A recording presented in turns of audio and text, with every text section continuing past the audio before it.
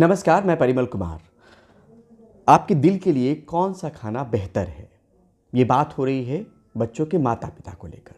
इसलिए क्योंकि माता-पिता स्वस्थ हैं, तो वो अधिक से अधिक वक़्त बच्चे के साथ गुज़ार सकते हैं और किड्डोक्रेसी के प्लेटफ़ॉर्म पे जब हम बच्चों की बात करते हैं, तो उनके पेरेंट्स की बात भी होनी चाहिए, उनके स्वास्थ्य की बात भी होनी चाहिए।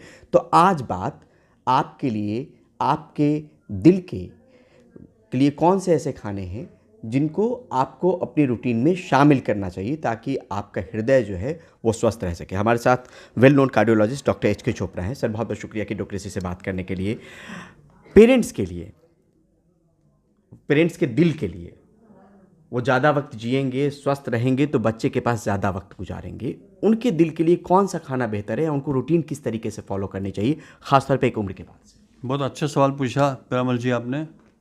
जैसी सेहत माँ बाप की वैसी सेहत बच्चों की। बच्चे जो हैं और पेरेंट्स जो हैं उनका बहुत स्ट्रॉन्ग बॉन्ड होता है। According to me, all the parents are the role models for the children. बच्चे देखते हैं हमारे माँ बाप क्या खाते हैं, क्या पीते हैं, किस टाइम सोते हैं, और उनकी पूरी लाइफस्टाइल को वो इम्बाइब करते हैं और कॉपी करते हैं। सबसे अच्छा सवाल पूछा गया कि बच्चों के पेरेंट्स को क्या खाना चाहिए, उनकी खुराक क्या होनी चाहिए।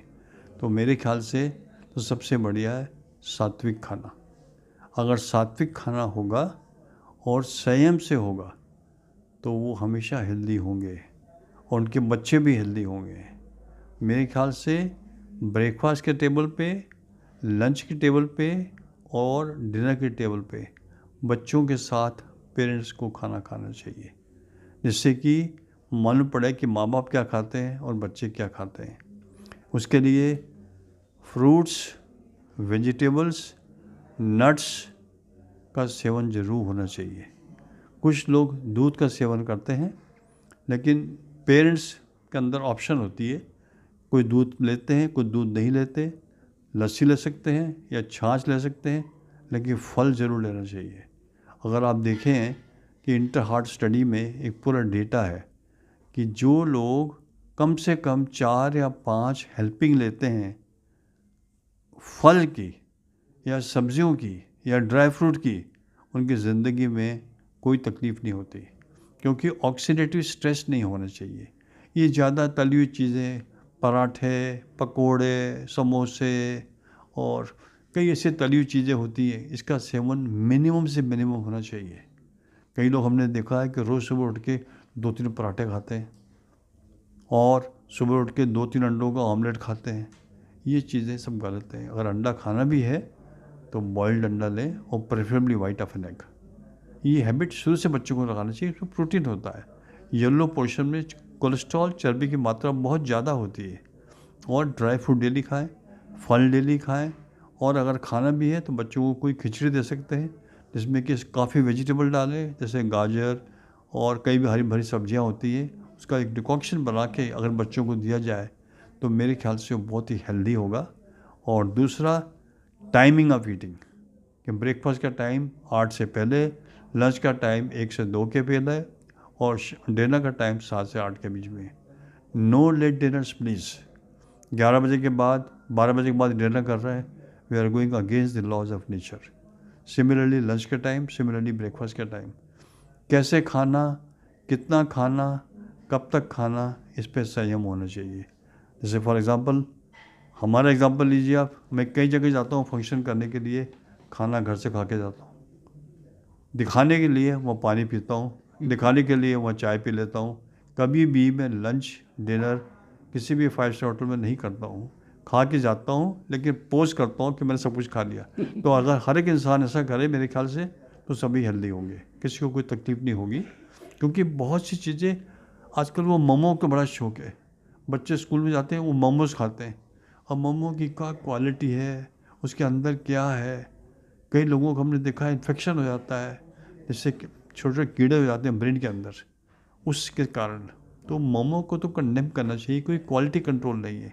सिमिलरली जो ऑयल यूज़ करते हैं, एडिबल ऑयल, उसके बारे में भी जानकारी होनी चाहिए, उसकी मात्रा कितनी होनी चाहिए। ऐसी कोई चीज़ नहीं खाना चाहिए जिसके अंदर हाइड्रोजनेटेड ऑयल हो, जमने की क्षमता ज़्यादा हो, वो नहीं खाना चाहिए। हमको वो ऑयल लेना चाहिए जिसके अंदर पॉली अनसेचुरेटेड फैटी एसिड ज़्यादा हो या अनसेचुरेटेड फैटी एसिड ज़्यादा हो, ना कि सेचुरेटेड। हम लोग सुबह मॉर्निंग में मार्जिन खाते हैं या बटर खाते हैं, सब लिमिटेड क्वांटिटी में होना चाहिए। आई अंडरस्टैंड कि बच्चों को इस चीज़ की ज़रूरत है, बच्चों को थोड़ा हार्मोन डेवलप हो रहे हैं, ग्रोथ हार्मोन है, सेक्स हार्मोन है और कॉर्टिसोल है और कई ऐसे हार्मोन उनका डेवलपमेंट होता है, but everything should be in limits. Excess of towards thing is bad. According to me the key word is moderation is the key. हम इस दुनिया में आए हैं जीने के लिए और खाना भी खाते हैं जीने के लिए, ना कि जीते हैं सिर्फ खाने के लिए। तो ये समझना चाहिए, अगर ये संयम है, लॉ ऑफ नेचर, वो अगर आप पार्क में जाएं, मैं एग्जांपल दे रहा हूँ आपको, मैंने देखा है लोधी गार्डन में रोज़ जाता हूँ सुबह, तो वहाँ के जो कुत्ते हैं उनको कोई बीमारी नहीं है, चाहे वो बच्चे हों, चाहे वो मिडिल एज के हों या ओल्ड एज के हों। लेकिन जो पेट डॉग्स हैं जो वहाँ पहुँचते हैं, किसी को आर्थराइटिस हो रही है, किसी को कैटरेक्ट हो रहा है, किसी को हार्ट की प्रॉब्लम भी है, उनका हार्ट एनलार्ज है, कार्डियोमायोपैथी बोलते हैं उसको, क्योंकि वो लाइफस्टाइल वही फॉलो करते हैं जो इंसान फॉलो करता है। They are not following the laws of nature. जो जीव जंतु पार्क में रहते हैं वो फॉलो करते हैं लॉ ऑफ नेचर, एक्सरसाइज करते हैं, फ्रेश एयर होती है, हमेशा एसी के कमरे में नहीं है, ना वो कंप्यूटर देखते हैं, ना वो hook to the mobile phone है, तो उनको कोई तकलीफ़ नहीं है।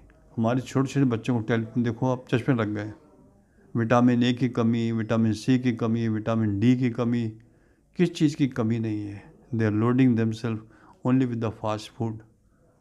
और मेरे ख्याल से तो कई लोग ऐसे हैं कि जो तोंदू हो जाते हैं छोटी सी उम्र में, बेटियां हों चाहे बेटे हों, छोटे हों या बड़े हों, अपनी सेहत का ख्याल रखना हमारे अपने हाथ में है। उसकी बारी अवेयरनेस होनी चाहिए और parents plays a very very important role. They are the role model of for the children. मान लीजिए मैं भी पिता हूँ सर, मेरी उम्र 40 के पार है। ऐसे पिता को, ऐसे माता को क्या कहेंगे कि उनकी दिनचर्या जो आपने बताया वो तो होनी चाहिए, दिल को लेकर, दिल स्वस्थ रहे, दिल में कभी कोई दिक्कत नहीं है, हार्ट अटैक ना हो, उसको लेकर मोटे तौर पे संक्षेप में क्या? जो भी इंसान 40 साल का हो, मेरे ख्याल से पीरियडिकल चेकअप बहुत ज़रूरी है उनके लिए। कम से कम साल में एक बार जाके अपने ब्लड टेस्ट कराएं और डॉक्टर को दिखा दें, जिससे कि उनको मालूम पड़ जाए उनको हाई ब्लड प्रेशर नहीं है, उनका पल्स नॉर्मल है और हार्ट की प्रॉब्लम नहीं है। और उसके बाद follow all the laws of nature. संयम से जिए, संयम से रहें, संयम से सोएं, संयम से काम करें और मानसिक तनाव से दूर रहें। मैं आपको एक बताना चाहता हूँ, बहुत ही इम्पोर्टेंट स्टेटमेंट है बाय तिब्बतियन प्रोवर्ब। उसका ये है, ईट हाफ, जितनी भूख हो आधा खाइए, चलिए 3 गुना, जितनी क्षमता है चलने की आपके अंदर उससे 3 गुना चलिए। और जो third cheese, laugh at least 6 to 7 times a day. लोग हंसना ही भूल गए। एक छोटा सा बच्चा है वो 400 बार हंसता है दिन में, और एक बड़ा नॉट इवन 5 टाइम्स। हंसना बहुत ज़रूरी है। और कम से कम कोसों दूर मानसिक तनाव को रखिए। मानसिक तनाव ही जड़ है सारी बीमारियों का। हमारी जो फिज़िकल ऑर्केस्ट्रा है, हमारा जो बाहर का फिज़िकल ऑर्केस्ट्रा है, वो हमारी इमोशनल ऑर्केस्ट्रा पे डिपेंड करता है। और हमारा जो इमोशनल ऑर्केस्ट्रा है वो हमारी बायोकेमिस्ट्री और न्यूरो हार्मोनल सिस्टम पे डिपेंड करता है। और हमारे जो न्यूरो हार्मोनल सिस्टम है और जो बायोकेमिस्ट्री है वो हमारी जेनेटिक और एपिजेनेटिक पे डिपेंड करती है। और हमारी जो जेनेटिक और एपिजेनेटिक है वो हमारी अंतरात्मा या जिसे हम कहते हैं कॉन्शियसनेस पे डिपेंड करती है। इसका ऑप्टिमाइजेशन और इंटीग्रेशन करना हमारे अपने हाथ में है। हम सोचें कि कोई डॉक्टर हमारे लिए भगवान बन जाएगा, बिल्कुल गलत। डॉक्टर तो बीमारी का इलाज कर रहा है, वेलनेस पोटेंशियल तो आपको अपने आप डेवलप करना है। और वेलनेस पोटेंशियल डेवलप करना चाहिए बचपन से लेके बुढ़ापे तक। इसको हम कहते हैं पीडियाट्रिक टू जीरियाट्रिक। हर एक इंसान को अपने संयम का, खान पीन का पूरी तरह से ध्यान रखना चाहिए, जिससे कि they don't fall victim to any heart problem till the age of 80। A very nice expression by an American. Nobody should get a heart attack below the age of 80. After 80, it's God's will. If somebody gets a heart attack, उसका अपना fault है, वो कहीं ना कहीं गलती किया है, या तो उसने बहुत सिगरेट पी है, या बहुत शराब पी है, या सेडेंटरी लाइफस्टाइल है, या खाने पीने का तरीका गलत है, या उसकी सोच में गलत है, वो बहुत टेंशन में है, मानसिक तनाव बहुत ज़्यादा है, तो इमोशनल का बैलेंस नहीं है। तो हर एक चीज़ में बैलेंस की बहुत ज़रूरत है, चाहे वो बच्चे हों चाहे पेरेंट्स हों।